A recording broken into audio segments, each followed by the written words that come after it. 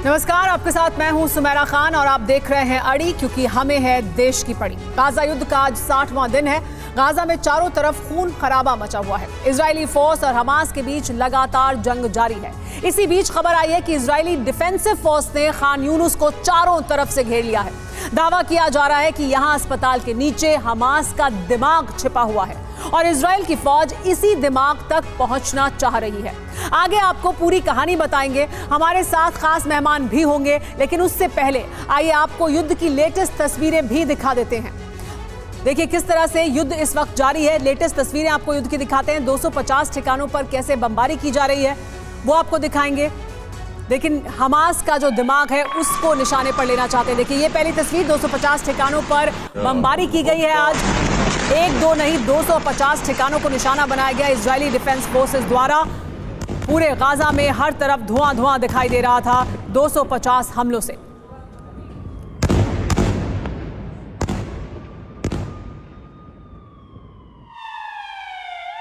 एक और तस्वीर आपको दिखाते हैं जो बताएगी कि कैसे और ज्यादा बढ़ता जा रहा है इस युद्ध का दायरा। लेबनान के मेस अल जबल पर बम हमला किया गया है, यानी सिर्फ अब बॉर्डर के पास नहीं बल्कि भीतर लेबनान के अंदर तक जाकर भी हमले किए जा रहे हैं इजरायली डिफेंस फोर्सेस द्वारा। तो इजरायली डिफेंस फोर्स के निशाने पर लेबनान का मेस अल जबल और वहां पर किस तरह से किया गया बम हमला उन तस्वीरों में दिख रहा है। एक और तस्वीर आपको दिखाते हैं, युद्ध की तस्वीर जो बयां करेगी इस युद्ध को किस तरह से और किस बड़े स्तर पर लड़ा जा रहा है। इजराइल एआई आधारित हमला कर रहा है, यानी आर्टिफिशियल इंटेलिजेंस का इस्तेमाल कर रहा है हमले करने के लिए। और कहा यह जा रहा है कि इस आर्टिफिशियल इंटेलिजेंस का इस्तेमाल करने के बाद इजराइल को 70,000 ज्यादा इनपुट्स मिल रहे हैं। ह्यूमन इंटेलिजेंस के आधार पर अगर हमला करते हैं उसकी तुलना में 70,000 ज्यादा आर्टिफिशियल इंटेलिजेंस के जरिए इनपुट मिल रहे हैं और उसके आधार पर एक के बाद एक हमले किए जा रहे हैं। तो देखिए ये तस्वीर, देखिए ये जो तस्वीर है, ये जो इंफ्रारेड तस्वीर है, इसमें दिखता है कि कैसे पहले एक व्यक्ति दिखाई देता है और आप देखिएगा इस तस्वीर को ध्यान से, पहले एक व्यक्ति दिखाई देता है और फिर देखिए इसमें आपको इंसान दिखाई देगा, एक व्यक्ति दिखाई देगा और फिर हमला किया जाता है। ये एआई आधारित हमला है और इस तरह के हमले लगातार इस युद्ध की शुरुआत से किए जा रहे हैं इजराइल द्वारा। इजराइल के पास अत्याधुनिक आर्टिफिशियल इंटेलिजेंस आधारित इक्विपमेंट का वो इस्तेमाल कर रहे हैं। हमारे साथ मेहमान भी जुड़े हुए हैं, हमारे साथ मेजर जनरल संजय मेस्टन मौजूद हैं। संजय मेस्टन जी, इजराइल के पास अत्याधुनिक तकनीक मौजूद है, दुनिया में इजराइल इस बाजार में सबसे ज्यादा अग्रणी माना जाता है। अब उस आर्टिफिशियल इंटेलिजेंस का वो इस्तेमाल कर रहा है इस युद्ध में, किस तरह से और कितना प्रभावी है ये इस्तेमाल? सुमेरा, देखिए जहाँ तक आर्टिफिशियल इंटेलिजेंस का सवाल है, साफ जाहिर है कि आपने बड़ा सही बोला था कि ह्यूमन इंटेलिजेंस एक सबसे बड़ी चीज़ होती है जिसका हम हमेशा लड़ाई के मैदान में उसका असर होता है। साथ ही इलेक्ट्रॉनिक इंटेलिजेंस, मीडिया इंटेलिजेंस, हर तरह से इंटेलिजेंस इनपुट्स होते हैं। इतना इंटेलिजेंस जब होता है तो उसको वो कोलेट करना, उसको एनालाइज करना, सारी प्रॉब्लम वही होती है, छोटी से छोटी इंटेलिजेंस को लेना। तो आर्टिफिशियल इंटेलिजेंस में ये खूबी है, जितने भी सोर्सेज से इंटेलिजेंस आई है, चाहे ह्यूमन हो, चाहे इलेक्ट्रॉनिक हो, चाहे कहीं से भी आए, ये सारी तुरंत कोलेट होके तुरंत एक्शन उसमें टारगेट्स आ जाते हैं और आप पिन पॉइंटेड तरीके से सही जगह पे टारगेट कर सकते हैं। कहने का मतलब आपका डिसीजन मेकिंग टाइम बहुत जल्दी हो जाता है, बहुत क्विक। यानी कोलेट करने में, उस सारी इंफॉर्मेशन को एक जगह इकट्ठा करने में आर्टिफिशियल इंटेलिजेंस मदद कर रही है इजराइल की और इसलिए वो ताबड़तोड़ हमले कर पा रहा है। हमारे साथ कर्नल एस डिनी भी मौजूद हैं। कर्नल एस डिनी, लेकिन इसके क्या कोई नेगेटिव पहलू भी हैं, क्योंकि आप आर्टिफिशियल इंटेलिजेंस का इस्तेमाल कर रहे हो और ऐसा भी कहा जा रहा है कि इजराइल में उस तरह के इक्विपमेंट्स का भी इस्तेमाल किया जा रहा है जहां पर ऑटो अटैक्स हो रहे हैं, यानी ऑटो जनरेटेड है। अगर इंटेलिजेंस आती है और इस तरह का कोलेट कर इंफॉर्मेशन देती है कि यहाँ हमास का लड़ाका मौजूद है, तो ऑटोमेटिक हमले भी शुरू हो जाते हैं। क्या उसका कुछ नेगेटिव इम्पैक्ट भी है? देखिए मैम, जरूर नेगेटिव इम्पैक्ट तो होगा ही होगा। जहां तक आर्टिफिशियल इंटेलिजेंस का है, हम ये जरूर मानते हैं कि हमेशा एक ह्यूमन इंटरफेरेंस या ह्यूमन इन्वॉल्वमेंट एक बहुत जरूरी चीज होती है, क्योंकि हम यहाँ पर इंसानों के साथ यहाँ पर युद्ध हो रहा है, तो वहां पर एक इंसानियत वाली फैक्टर भी होती है। जहां तक युद्ध होता है, युद्ध का तो नियम होते हैं, युद्ध के कानून होते हैं, लेकिन उसमें एक जब तक एक इंसान का एक इंटरवेंशन ना हो तो क्या हो सकता है, कई बार भयानक रिजल्ट भी आ सकते हैं। तो मैं ये मानता हूं कि कुछ एक जो कैजुअलिटीज जिसको अवॉइड कर सकते थे, तो उसको किया जा सकता है अगर वहां पर एक ह्यूमन इंटरवेंशन हो, क्योंकि नॉट ओनली सिविलियन कैजुअलिटीज, उसका फ्यूचर में किस तरह का इंपैक्ट होगा, ये सब चीज एनालाइज करने के लिए एक डिसीजन जो होना चाहिए वो फाइनली ह्यूमंस या जो मनुष्य है उससे लेने से होगा। नहीं तो क्या होगा, इसमें हम जिस तरह से अंदाजा भी नहीं लगा सकते, उससे ज्यादा कैजुअलिटीज होने की संभावना है। जी, और इसी वजह से ये जो आर्टिफिशियल इंटेलिजेंस है इस्तेमाल करता है, चेहरों को फीड किया गया है और जो जीनोम मैपिंग है वो भी की गई है और उसके आधार पर ट्रैकिंग की जाती है, और जैसे ही आपको उस तरह का कोई व्यक्ति दिखाई देता है हमला होता है। इसी वजह से इस पर नेगेटिव इंपैक्ट्स क्या हो सकते हैं उसकी भी बात हो रही है। हम चर्चा को आगे भी जारी रखेंगे, लेकिन फिलहाल आपको एक और जानकारी दे दें। गाजा में जंग का एपिसेंटर कहां है वो जान लीजिए। एपिसेंटर अब खान यूनुस का इलाका हो गया है। इजरायली सेना ने दक्षिण गाजा के खान यूनुस को चारों तरफ से घेर लिया है। आसमान से भारी बमबारी हो रही है तो जमीन पर आईडीएफ के टैंक कहर बरपा रहे हैं। खान यूनुस में इजराइल के ऑपरेशन की सबसे बड़ी वजह है यहां हमास के बिन लादेन कहे जाने वाले याह्या सिनवार का ठिकाना। दावे के मुताबिक खान यूनुस के दर अल सलाम अस्पताल के नीचे अंडरग्राउंड सुरंग में याह्या सिनवार छिपा हुआ है, यह आईडीएफ का कहना है। ऐसे में उसके खात्मे के लिए इजराइल की सेना गाजा में अब तक का सबसे बड़ा ऑपरेशन चला रही है। अस्पताल के चारों तरफ बमबारी हो रही है। आलम यह है कि खान यूनुस में घर घर गोलीबारी चल रही है। मैन टू मैन ऑपरेशन चल रहा है। इजराइल के सैनिकों और हमास के लड़ाकों में आमने सामने की जंग हो रही है। अर्बन वॉरफेयर हो रहा है। खान यूनुस में ऑपरेशन के साथ ही गाजा में आईडीएफ के हमले का तीसरा चरण शुरू हो चुका है।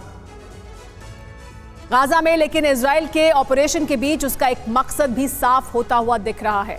इजराइल ने यह ठान लिया है कि हमास लड़ाकों के बहाने गाजा के लोगों को मिस्र में मौजूद सिनाई इलाके में भेज दिया जाएगा। हम आपको मैप के जरिए दिखा भी रहे हैं कि किस तरह से अभी डिमार्केशन कर दिया गया है, इलाकों को बांट दिया गया है। पहले उत्तर और अब दक्षिण गाजा तक इजराइल ने एक बफर जोन बना दिया है। इस नक्शे से समझिए, इस वक्त गाजा में 2 सेफ एरिया हैं। उत्तरी गाजा की सीमा के पास 2.5 किलोमीटर के इलाके में इजराइल ने गड्ढा खोद दिया है। दक्षिण से उत्तर जाने पर पाबंदी लगाने का उसका एक ही मकसद है कि दक्षिण गाजा में मौजूद सेफ एरिया तक लोगों को इकट्ठा करने के पीछे नीचे बने अंडरग्राउंड का पता लगाना, यानी अंडरग्राउंड मेट्रो का पता लगाना, सुरंगों का पता लगाना जो धरती के अंदर ही अंदर सिनाई इलाके में निकल जाती हैं। कायदे से हमास की एक एक सुरंग और उसमें मौजूद लड़ाकों का खात्मा ही इजराइल का सबसे बड़ा टारगेट है। लेकिन हम आपको तस्वीर भी दिखाते जाते हैं कि युद्ध में इस वक्त हो क्या रहा है। हम बता रहे हैं हमको खान यूनुस इलाका टारगेट पर है। खान यूनुस इलाका सेंटर है, एपिसेंटर इस वक्त है, लेकिन वहां किस तरह का बम धमाका हुआ है, किस तरह के हमले किए जा रहे हैं, आइए वो भी दिखा दे। देखिए, ये है खान यूनुस पर हुआ हमला। खान यूनुस पर किस तरह से बम हमले किए जा रहे हैं, क्योंकि यही अब एपिसेंटर है। यहीं पर आईडीएफ का कहना है कि याह्या सिनवार मौजूद है और इस वजह से इस इलाके पर ताबड़तोड़ हमले किए जा रहे हैं, बम बरसाए जा रहे हैं।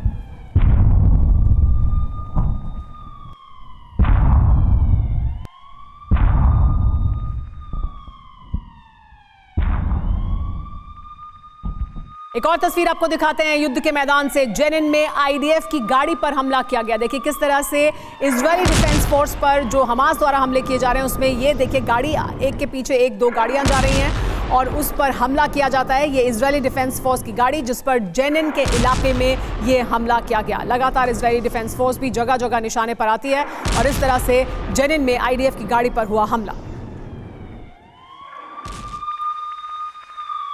सिर्फ यही नहीं, हमास किस तरह से जवाबी हमले कर रहा है वो भी देखिए। आईडीएफ टैंक पर कैसे हमास ने हमला किया, क्योंकि हमास की तरफ से भी समय समय पर ये आंकड़े लगातार जारी किए जाते रहे कि कैसे वो हमले कर रहे हैं।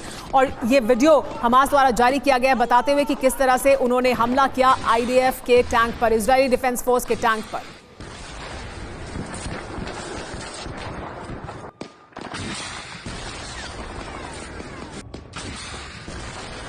तो देखिए ये तस्वीर आपको बताती है कि कैसे हमास की तरफ से हमला किया गया। देखिए रॉकेट लॉन्चर का इस्तेमाल करते हुए हमास लड़ाकों की तरफ से हमला किया गया इजरायली डिफेंस फोर्स के टैंक पर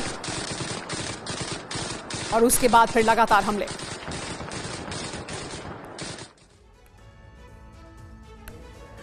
लेकिन संजय मेस्टन जी, एक बड़ा सवाल ये कि अब जहां पर हमला हो रहा है जो खान यूनुस का इलाका है वहां पर अस्पताल के चारों तरफ हमले हो रहे हैं, लेकिन सीधे आमने सामने की जंग हो रही है, जिसे हम अर्बन वॉरफेयर कहते हैं, यानी छोटे छोटे इलाकों में, मोहल्लों में, गलियों में, घरों में जाकर लोगों को बाहर निकाला जा रहा है और वहां पर जंग हो रही है। अर्बन वॉरफेयर कितनी बड़ी चुनौती है, क्योंकि कहा यह जाता है किसी भी सेना के लिए सबसे बड़ी चुनौती अर्बन वॉरफेयर होता है, अगर आपको ऐसे मैन टू मैन जंग लड़नी पड़े। देखिए, किसी भी फौजी के लिए सबसे कठिन लड़ाई होती है अर्बन वॉरफेयर। इसमें कई कारण होते हैं। पहली बात तो टोटल बिल्ट अप एरिया है, नैरो सकरी गलियाँ हैं और कई डोमिनेटिंग बिल्डिंग्स हैं, 3-4 मंजिलें बिल्डिंग्स हैं, उसमें सिविलियन साथ रह रहे हैं और टेररिस्ट ने, जो हमास ने, उनको एक ह्यूमन शील्ड के तौर पे रखा हुआ है। बहुत ही कॉम्प्लेक्स ऑपरेशन है। और यहाँ एक और कॉम्प्लेक्सिटी ये है कि इन्हीं बंकर्स के नीचे या बिल्ट अप एरिया के नीचे अंडरग्राउंड टनल्स हैं।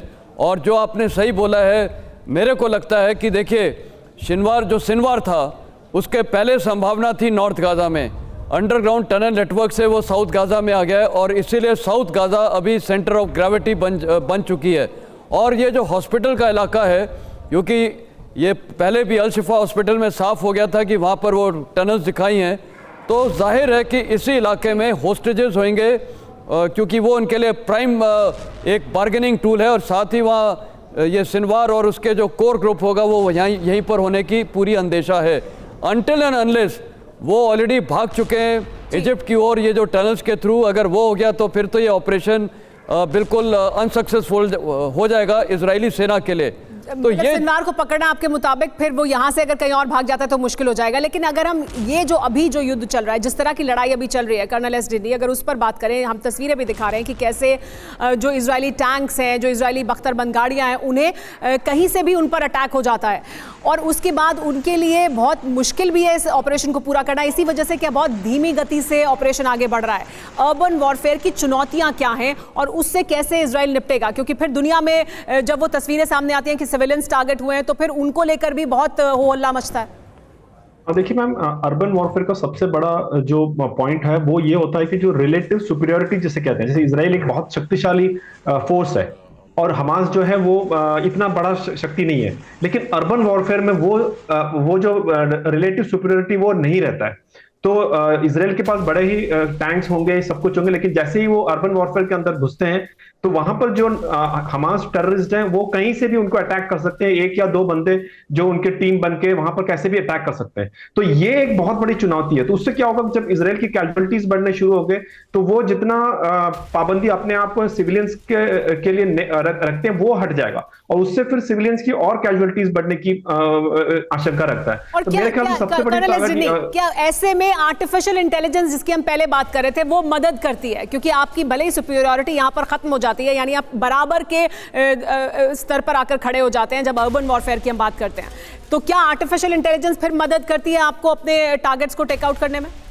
आर्टिफिशियल इंटेलिजेंस डेफिनेटली मदद जरूर करती है, लेकिन वो एक फाइनल सोल्यूशन नहीं है हमास को कंप्लीटली न्यूट्रलाइज करने की। वो जरूर मदद करती है, कुछ हद तक डेफिनेटली मदद करती है, बट अल्टीमेटली जनरल मेस्टिन सर जो भी जानते हैं, ultimately the man on ground, जो बंदे बूट्स ऑन ग्राउंड जैसे बोलते हैं, जब तक वो खुद नहीं जाते, जब तक वो एक एक मकान क्लियर नहीं करते, तब तक हमास को पूरी तरह से डिस्ट्रॉय करना नामुमकिन है। और जनरल मेस्टिन, एक एक मकान को ऐसे क्लीन करना क्या संभव है इस इलाके में, क्योंकि दुनिया का सबसे ज्यादा पॉपुलेटेड इलाका ही है और आपने अब जब यहां से निकालकर लोगों को दक्षिण में भेजा है, ये तमाम लोग भी वहां जाकर इकट्ठा हो गए हैं, तो वहां पर अगर आप एक बिल्डिंग को क्लीन कर निकलेंगे, वापस वहां पर कोई आ जाएगा और बंकर्स भी हैं, यानी नीचे जो सुरंगें हैं उसका जाल भी है, तो ये क्लीन कभी कर पाना संभव भी है या नहीं? नहीं, देखिए, संभव तो सब कुछ है, लेकिन मैं बोलूँगा बहुत ही कॉम्प्लेक्स, बहुत मुश्किल ऑपरेशन है। इसको इंजाम देना आसान नहीं है। इनको इजरायली सेना को बहुत ही मुश्किलें आएंगी। ये जैसे अभी कर्नल डिमरी ने भी बताया है, टैंक्स जा रहे हैं। देखिए, अर्बन वॉरफेयर में डिफेंडर को सबसे एडवांटेज है। वो बोलते हैं ना, urban warfare the terrain always favours the defender. वो कहीं पर भी चढ़ सकता है, कहीं से रॉकेट फायर कर सकता है, स्नाइपर्स फायर कर सकता है। आपने अगर बिल्डिंग को गिरा भी दे गया तो वो दूसरी बिल्डिंग में पहुंच जाएंगे, वहाँ उनके कुछ कैजुअलिटीज़ होंगे, हो सकता है वो बिल्डिंग में वो बच भी जाए और फिर वही बिल्डिंग उसके काम में आएगी फायरिंग पोजीशन इख्तियार करने में। तो ये इजरायली सेना को बहुत मुश्किल से ये ऑपरेशन कर पाएंगे। इसीलिए मेरे को लगता है ये जो टनल्स हैं उसके लिए जो कुछ इनपुट्स आ रही हैं कि इजरायली सेना अब काफ़ी हद तक ये टनल्स को फ्लड करने की सोच रहे हैं। हम वो तस्वीरें भी दिखाएंगे जिसमें वो जो टनल्स जिसकी हम लगातार बात कर रहे हैं, जो एडवांटेज है एक बड़ी, उसको कैसे न्यूट्रलाइज करने की कोशिश हो रही है इजराइल द्वारा। लेकिन तस्वीरें देखिए, युद्ध के मैदान से जो तस्वीरें आ रही हैं वो बताती है कि युद्ध कितना भयावह है और कितना वाइड स्प्रेड इसका असर दिखाई दे रहा है। गाजा में एयर अटैक के बाद किस तरह की तबाही हुई उसकी तस्वीर आई है, हम आपको दिखाते हैं। देखिए, ये देखिए गाजा में एयर अटैक के बाद की तबाही, और यही चुनौतियां हैं इस ऑपरेशन की, यही चुनौतियां हैं कि अर्बन वॉरफेयर अगर आप कर रहे हैं तो फिर रिहायशी इमारतों को भी टारगेट किया जाएगा, सिविलियंस भी उसके निशाने पर आएंगे, और ये बड़ी कोलेट्रल डैमेज है। गाजा में एयर अटैक के बाद की तबाही की ये तस्वीरें सामने आई हैं।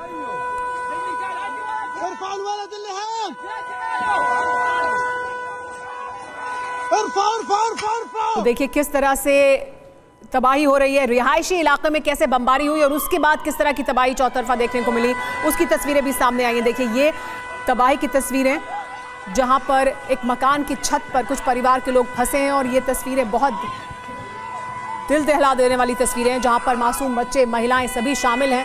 लेकिन ये तस्वीरें अपने आप में बताती हैं कि कितनी बड़ी चुनौती इजराइल के सामने है हमास का खात्मा करने के लिए।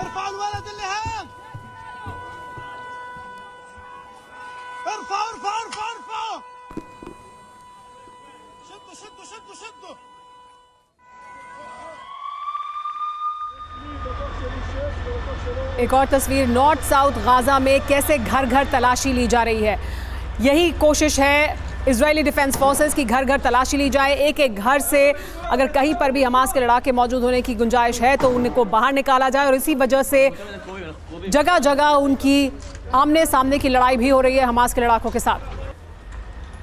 नॉर्थ साउथ गाजा में कैसे घर घर तलाशी ली जा रही है और न्यूट्रलाइज किया जा रहा है कहीं पर भी अगर कोई चुनौती मौजूद है इजरायली डिफेंस फोर्स के सामने। गाजा में घर घर तलाशी की वजह से ही हम लगातार आपको तस्वीरें दिखा रहे हैं और बता रहे हैं कि कैसे अब बड़ी चुनौती इजरायली डिफेंस फोर्स के सामने अर्बन वॉरफेयर की है, यानी उस इलाके में जहां हमास मौजूद है वहां हमास को खात्मा करना।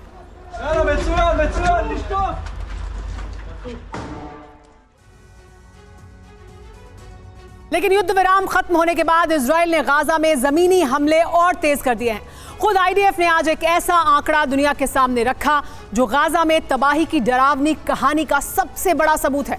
इजरायली सेना के मुताबिक युद्ध शुरू होने के बाद उसने पूरे गाजा यानी 365 वर्ग किलोमीटर के इलाके में 1 लाख गोले दागे हैं। ये देख लीजिए संख्या, 1 लाख गोले, यानी गाजा के 1 वर्ग किलोमीटर इलाके में करीब 274 गोले दागे गए हैं।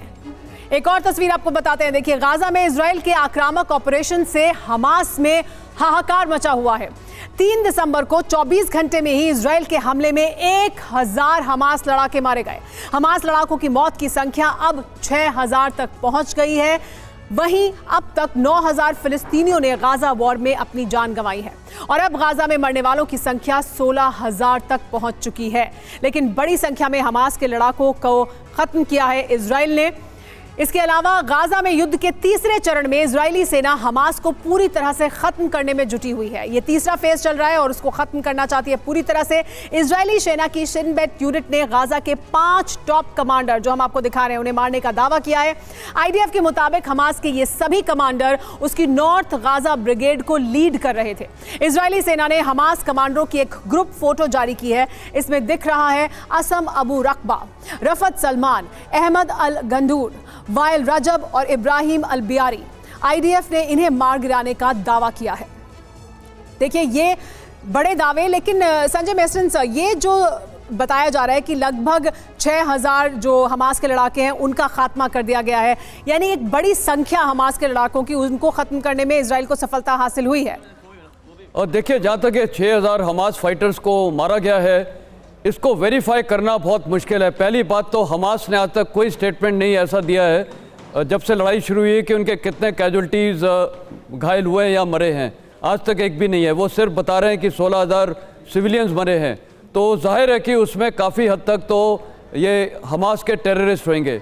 दूसरा, इजरायली सेना के पास भी कोई तरीका नहीं है वेरीफाई करने का, क्योंकि अगर वो होते, ये इनको दिखते, हाथ में आते, तो उनकी फ़ोटोग्राफ्स वगैरह दिखाते, डेड बॉडीज़ को दिखाते, ये हमने फाइटर्स मारे।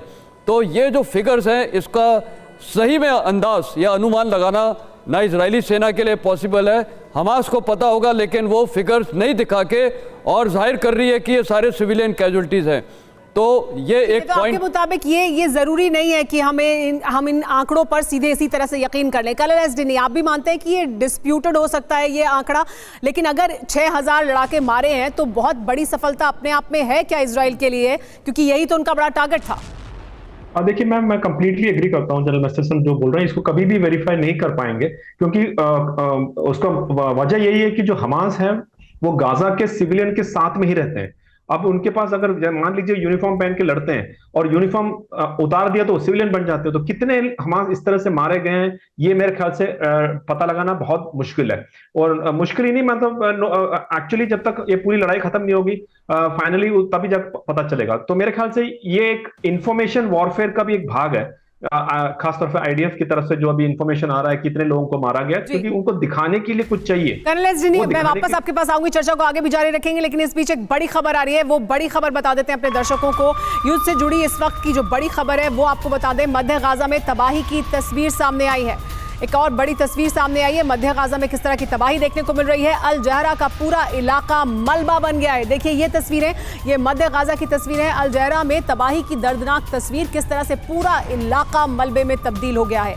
इमारतें खंडर बन चुकी हैं और दूर दूर तक देखिए सिर्फ मलबा दिखाई दे रहा है। ये मध्य गाजा का इलाका है। ये ताज़ा तस्वीरें जो दिखा रही हैं कि किस तरह की तबाही है, चौतरफा तबाही। और ये तस्वीरें बताती हैं कि जो खुद इजरायली डिफेंस फोर्स ने आंकड़ा जारी किया है कि लगभग 1 लाख हमले उनकी तरफ से किए गए, और एक के बाद एक जिस तरह के हमले किए गए सीज फायर खत्म होने के बाद अलग अलग इलाकों में 250 बम तो आज एक दिन में दागे गए हैं। और उसके बाद की तस्वीरें देखिए, ये मध्य गाजा का इलाका जहां पर हर तरफ दूर दूर तक सिर्फ तबाही दिखाई दे रही है। लेकिन इसके बाद भी क्या हमास का खात्मा करने के करीब पहुंच चुका है इजराइल या नहीं, ये बड़ा सवाल अभी भी बना हुआ है। और क्या जो आंकड़े इजरायली डिफेंस फोर्स द्वारा जारी किए जा रहे हैं वो ये दिखाते हैं कि हमास के खात्मे के करीब पहुंच रहा है किसी सूरत में इजराइल, या इन आंकड़ों पर अभी भी सवाल उठाए जाएंगे। हमास की लीडरशिप को खत्म करने का दावा भी किया जा रहा है, लेकिन इस बीच मध्य गाजा में तबाही की किस तरह की तस्वीर दिखाई दे रही है वो बताती हैं ये तस्वीरें। एक के बाद एक जिस तरह के हमले किए जाते रहे हैं लगातार इजराइल द्वारा, जिस तरह के बम बरसाए जा रहे हैं, जिस तरह का बारूद बरसाया जा रहा है गाजा पर। एक और बड़ी खबर आपको बता दें जो आ रही है इस वक्त की बड़ी खबर, वेस्ट बैंक के अल खादर में आईडीएफ का एक्शन देखने को मिला है। वेस्ट बैंक अल खादर में आईडीएफ का बड़ा एक्शन देखने को मिला है। देखिए तस्वीरें जिसमें ये वेस्ट बैंक का अल खादर इलाका है और यहाँ पर इजरायली डिफेंस फोर्स ने एक बड़ा एक्शन किया है। देखिए इजरायली डिफेंस फोर्स आगे बढ़ते हुए दिख रहे हैं इन तस्वीरों में। क्रेन, बुलडोजर आगे बढ़ते हुए इजरायली डिफेंस फोर्सेस का झंडा लेकर आगे बढ़ रहे हैं। ये अल खादर का इलाका है और देखिए ये बुलडोजर एक इमारत को गिराते हुए दिख रहा है। ये बुलडोजर इजरायली डिफेंस फोर्स की गाड़ियां आगे बढ़ रही हैं और इस बुलडोजर से इस इमारत को गिराया जा रहा है। ये एक्शन गाजा के अल खादर इलाके में लिया जा रहा है इजरायली डिफेंस फोर्स द्वारा।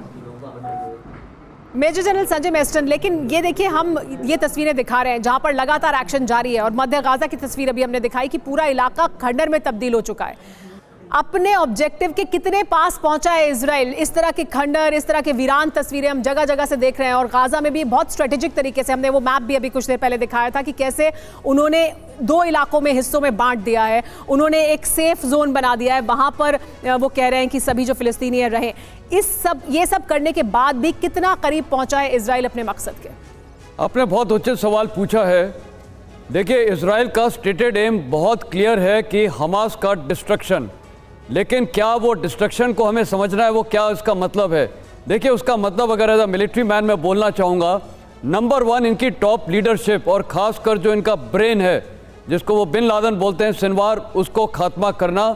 अगर ये टॉप लीडरशिप और ये कोर जो ग्रुप है इनको ख़त्म कर दिया तो काफ़ी हद तक हमास का खात्मा हो जाएगा। दूसरा, जो हमास की वॉर वेजिंग पोटेंशियल है, उसकी कैपेबिलिटी है, उसको काफ़ी हद तक डिग्रेड करना, उनके काफ़ी फाइटर्स को मारना और उनकी वॉर वेजिंग कैपेबिलिटी, जो उनके हथियार हैं, एम्यूनिशन है, इसको बर्बाद करना काफ़ी हद तक, कि जो भी बचे कुचे लोग भी रह जाएंगे हमास के, उसके बाद उनके पास क्षमता नहीं रहेगी लड़ने की।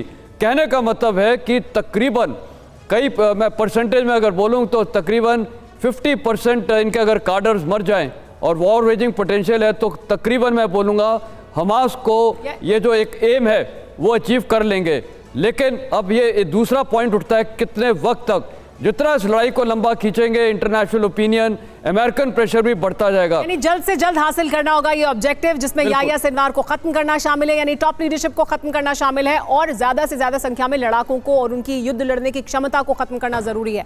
इस पर आगे भी बात करेंगे, लेकिन और कुछ जानकारी आपको देते हैं इस युद्ध से जुड़ी हुई। लेकिन ये दुनिया में बार बार सवाल अभी भी उठ रहा है कि कितना संभव है हमास को खत्म करना। खुद फ्रांस के राष्ट्रपति ने इस बात का सवाल उठाया था खान यूनुस में। लेकिन जहां एक तरफ इजरायली फौज अपने मिशन पर है, तो वहीं इस मिशन का दूसरा पार्ट जबालिया में है। तो देखिए, ये हम आपको दिखा रहे हैं, एक हिस्सा खान यूनुस में तो दूसरा जबालिया में है। जबालिया में बहुत बड़ा रिफ्यूजी कैंप है और इजरायली फौज ने जबालिया को चारों ओर से घेर लिया है। देखिए ये तस्वीरें, देखिए घर घर, ये जो हम आपको नक्शा दिखा रहे हैं इसके जरिए समझिए, घर घर तलाशी ली जा रही है जबालिया में, क्योंकि यहाँ भी हमास कमांडरों और नेताओं के छिपे होने की आशंका जताई गई है और इन्हें खत्म कर कर ही इजराइल किसी हद तक अपने मकसद के करीब पहुंच सकता है। आम नागरिक के भेष में हमास लड़ाकों से सीधी जंग जारी है, यानी हमास के लड़ाके आम नागरिकों की तरह मौजूद हैं और इसी वजह से बार बार हमारे चर्चा के दौरान भी इस बात का जिक्र आ रहा है कि कितनी बड़ी चुनौती है हमास को ख़त्म करना, क्योंकि हमास के लड़ाके कोई एक ऑर्गेनाइज्ड आर्मी में काम नहीं करते हैं। इस वजह से उनकी लीडरशिप और उनके काडर का, उनके साथ लड़ने वाले लड़ाकों का आंकड़ा या उनकी संख्या मौजूद नहीं है और हमास की तरफ से कोई जानकारी इससे पहले भी दी नहीं गई है। लेकिन कैसे, देखिए सिविलियन कपड़ों में लड़ाई जारी है।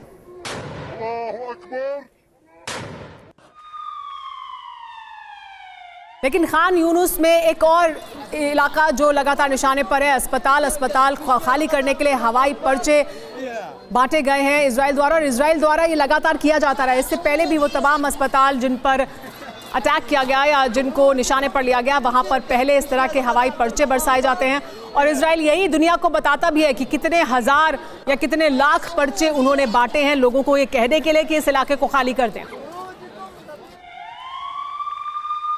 लेकिन बमबारी के बाद जमीन पर आगे बढ़ती इजरायली डिफेंस फोर्स भी दिखाई दे रही है। देखिए ये बमबारी के बाद तो ये सीक्वेंस है युद्ध का, पहले पर्चे गिराए जाते हैं, यानी सिविलियंस को कहा जाता है कि आप इस इलाके को खाली कर दीजिए, हम यहाँ पर हमला करेंगे, और उसके बाद बमबारी की जाती है ताकि न्यूट्रलाइज किया जाए उन तमाम लड़ाकों को या हमास के लोगों को जो वहाँ मौजूद हैं। और उसके बाद ज़मीनी फोर्स आगे बढ़ती है और फिर पहले टैंक्स आगे आते हैं और उसके बाद घर घर जाकर तलाशी अभियान भी चलाया जाता है। इस तरह से इस युद्ध में अभी तक आगे बढ़ती रही है और इलाकों को अपने कब्जे में लेती रही है इजरायली डिफेंस फोर्स। लेकिन सबसे बड़ी चुनौती है हमास की सुरंगें, सबसे बड़ी चुनौती है फिलिस्तीन में मौजूद सुरंगें, और वो सुरंगें जब तक मौजूद हैं तब तक इजरायली डिफेंस फोर्स को ये लगता है कि वो पूरी तरह से हमास का खात्मा नहीं कर सकते हैं। और इस वजह से देखिए अब क्या हो रहा है, समुद्र का पानी इन सुरंगों में भरा जा रहा है ताकि वीड आउट किया जा सके जो मौजूद हैं, अगर अंदर कहीं पर भी लोग तो बाहर निकलें और ये सुरंगें किसी भी काम लायक ना रहें, यानी इनका इस्तेमाल ना किया जा सके। देखिए तस्वीरें सामने आई हैं। इसके अलावा दो और इलाके जहां पर आईडीएफ ने बड़ा एक्शन किया है वो भी दिखाइए। समारिया और जुडिया में आईडीएफ ने बड़ा एक्शन किया। देखिए ये तस्वीरें, देखिए समारिया और जुडिया की तस्वीरें जहां पर इजरायली डिफेंस फोर्स का एक्शन देखने को मिला है। तो इजरायली डिफेंस फोर्स का चौतरफा एक्शन गाजा के अलग अलग इलाकों में, टनल्स को भी निष्क्रिय करने का काम जारी है जहां पर समुद्र का पानी भेजा जा रहा है, तो साथ ही ग्राउंड एक्शन भी लगातार जारी है।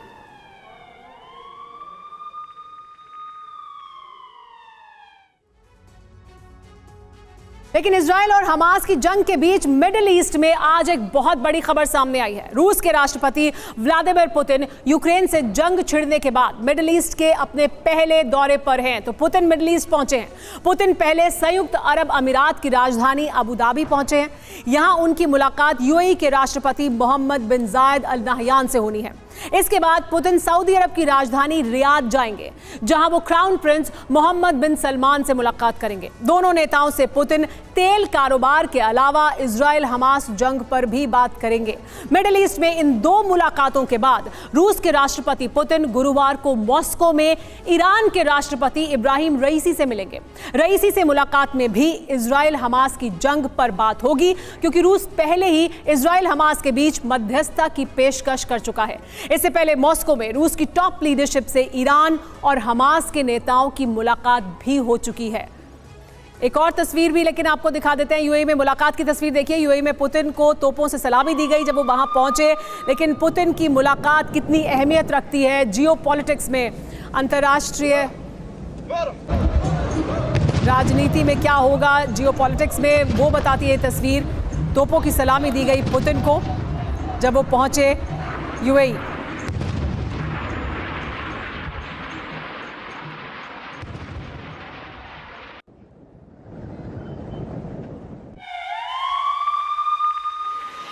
और ये देखिए ये तस्वीर जब पुतिन पहुंचे थे, लेकिन ये तस्वीर दिखाती है मिसाइल वाले सुखोई की सुरक्षा में रूस से निकले पुतिन। कितनी बड़ी सुरक्षा के साथ पुतिन निकले हैं रूस से, मिसाइल लगे हुए सुखोई विमानों की सुरक्षा में। ये देखिए ये सुखोई विमान जिसमें मिसाइल भी लगी हुई है, यानी पूरी तरह से टारगेट को हिट करने के लिए तैयार सुखोई विमानों की सुरक्षा घेरे में पुतिन निकले। और ये एक बड़ा संदेश भी, इस तस्वीर के जरिए एक बड़ा संदेश देने की कोशिश भी कि किस तरह की सुरक्षा कवच के साथ पुतिन देश से बाहर निकले हैं। हमारे साथ अश्विनी सिवाच जी भी मौजूद हैं, major general Ashwini Siwach sir. Putin का पहुंचना, मैं उसके बारे में बात करूंगी, जियो पॉलिटिक्स के बारे में, लेकिन जो ये तस्वीर है जिसमें वो सुखोई जिसमें कि मिसाइल लगी हुई है उसकी सुरक्षा घेरे में निकले और ये तस्वीरें जारी की गई हैं, यानी एक संदेश देने की कोशिश की गई है कि पुतिन कितनी बड़ी सुरक्षा के साथ, कितनी बड़ी सुरक्षा कवच के साथ देश से बाहर निकल रहे हैं। हाँ बिल्कुल, देखो सच्चाई है कि जब से रूस और यूक्रेन की लड़ाई हुई है, पुतिन बहुत कम समय बाद निकले हैं, या क्योंकि उनको भी एक प्रकार से डर है, क्योंकि उनकी सिक्योरिटी का एक बहुत बड़ा कारण है इस लड़ाई। मगर ये भी सच्चाई है जिस प्रकार से सुखोई 30 MKI का भी और जो उनके दूसरे सुखोई हैं उनका एक प्रकार से घेरा लेके आए हैं। मगर ये सबसे ज़्यादा इम्पोर्टेंट चीज़ है, अब वो सऊदी अरेबिया, यूएई और ईरान के साथ रिलेशनशिप बढ़ाने की कोशिश कर रहे हैं। अगर आप ईरान के साथ देखें जिस प्रकार से इब्राहिम राइसी मिले हैं पुतिन से, कहीं ना कहीं ये समझौता हुआ है कि जो भी इस प्रकार वो लगे हुए हैं इनके ऊपर सैंक्शन, उसको हम कैसे नकारा करें। और जो सऊदी अरेबिया, यूएई है, ये एक बड़ा महत्वपूर्ण है। मिडिल ईस्ट में पहले जो रूस था वो ज़्यादा ध्यान नहीं देता था, मगर अब उसने बहुत इंपॉर्टेंट दिखाया है और वो एनर्जी सिक्योरिटी तो है ही, और इसके अंदर इजराइल और जो हमास लड़ाई है उसके अंदर भी एक बहुत बड़ा प्लेयर बन के उभरेगा। ये भी मैं अपने दर्शकों को बताऊं, पहले रूस के इजराइल के साथ रिलेशन बहुत अच्छे थे, मगर इजराइल ने जब यूक्रेन को बहुत ज़्यादा हथियार दिए हैं तो कहीं ना कहीं इजराइल और रूस के जो संबंध है उनके अंदर खटास आई है। और ईरान से रूस ने बहुत ज्यादा मदद ली है लड़ाई में। शाही ड्रोन जो कि एक गेम चेंजर है रूस के लिए, रूस यूक्रेन युद्ध ने समीकरण बदले हैं और उन समीकरणों में अब जब ये युद्ध हो रहा है तो उस रूस के लिए बहुत मुफीद समय है कि वो यूएई के साथ जाकर खड़े हो जाए। एक और बड़ी खबर बता देते हैं, फिर इस पर और चर्चा करेंगे। इजरायली सेना का हमास के हथियार डिपो पर रेड, इजरायली सेना ने सैकड़ों मिसाइलों को बरामद किया है, लंबी दूरी के रॉकेट भी जब्त किए गए हैं, ड्रोन और पेलोड भी बरामद किए गए। देखिए तस्वीरें बरामद करने की, ड्रोन और पेलोड बरामद किए गए, लंबी दूरी के रॉकेट भी बरामद किए गए और ये दिखाए भी गए हैं इजरायली डिफेंस फोर्स द्वारा। उन्होंने एक बड़े हथियार डिपो को हमास के रेड करने के बाद ये तमाम हथियार बरामद किए।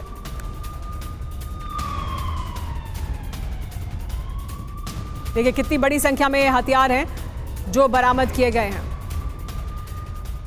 संजय मेस्टन सर, लेकिन ये जो हथियार है, देखिए तमाम तरह के हथियार मौजूद है, ड्रोन है, लंबी दूरी के रॉकेट हैं, मिसाइलें, ये तमाम चीज़ जो हथियार बरामद किए गए हैं, ये जाहिर सी बात है बड़ी सफलता है, लेकिन ये भी दिखाता है कि हमास के पास कितनी बड़ी शक्ति मौजूद है, कितने बड़ी संख्या में हथियार उनके पास मौजूद है। ये देखिए साफ जाहिर है, ये दृश्यों से दिख रहा है कि इनके पास इतने लेटेस्ट हथियार हैं, इतने रॉकेट्स हैं, ड्रोन्स हैं, आखिर में दिए किसने? तो आंसर निकलता है ईरान ने। तो इनको काफ़ी इक्विप, ट्रेन, सब कुछ किया हुआ है। और साथ ही में जो मैं एक और आपको पॉइंट बता रहा था, इजरायली का जो एम है आईडीएफ का, इनका खात्मा करना, जिसमें वॉर वेजिंग पोटेंशियल को डिस्ट्रॉय करना है या कैप्चर करना है। काफ़ी सारी संख्या में इन्होंने अगर हथियार कैप्चर किए तो इससे साफ जाहिर है कि इजरायली फोर्सेस को ऑन ग्राउंड काफ़ी सक्सेस मिल रहा है गाज़ा के अंदर।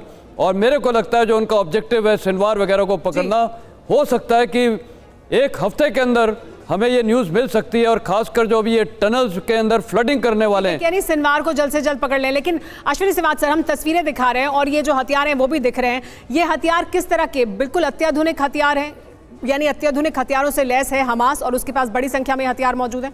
देखो सच्चाई है, ईरान के पास जितने भी हथियार हैं उस टाइप के सारे हथियार हमास के पास हैं। देखो हमास एक ईरान की प्रॉक्सी है, हिजबुल्लाह भी और हौती रेबल भी। और ये सच्चाई है कि जिस प्रकार से इसने हमास ने अपने हथियारों का जो जमावड़ा है वो टनल्स के अंदर रखा है, और इसकी जो टनल्स हैं और वो जो ज़्यादातर इसका अम्यूनिशन वेपन वगैरह हैं या तो स्कूल के नीचे या हॉस्पिटल या मॉस्क के नीचे, और इनका टनल्स का बड़ा भरपूर इसने एक प्रकार से इस्तेमाल किया है। मगर अभी इजराइल ने जो स्ट्रेटेजी अडॉप्ट की है कि इनको बाहर निकाला जा रहा है, एक तो वाटर कैनन से और एक जो स्पॉन्ज बॉम्ब है उसका इस्तेमाल किया जा रहा है। और मुझे लगता है कि अब जो साउथ गाजा के अंदर जिस प्रकार से इजराइल बढ़ रहा है, अब जैसे पहले तो नॉर्थ गाजा को आपको लगता है कि उन्हें सफलता हासिल होगी कि पूरी तरह से अगर वो इन इलाकों को साफ कर दे। लेकिन एक और तस्वीर हमारे सामने अभी कुछ ताजा तस्वीरें सामने आई है। राफा बॉर्डर के पास बसी टेंट सिटी की तस्वीर सामने आई है। कैसे ये टेंट सिटी के तौर पर विकसित होती जा रही है,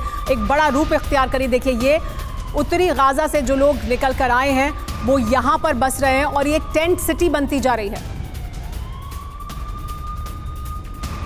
देखिए किस तरह से एक शहर बसता जा रहा है यहाँ पर, उत्तरी गाजा से, दक्षिण गाजा से जिन लोगों को वहां से बाहर निकाला गया है और कहा गया है कि आप इस इलाके को छोड़कर जाएं, वो राफा बॉर्डर के पास पे कैसे एक पूरा शहर बसता हुआ अब दिखाई दे रहा है।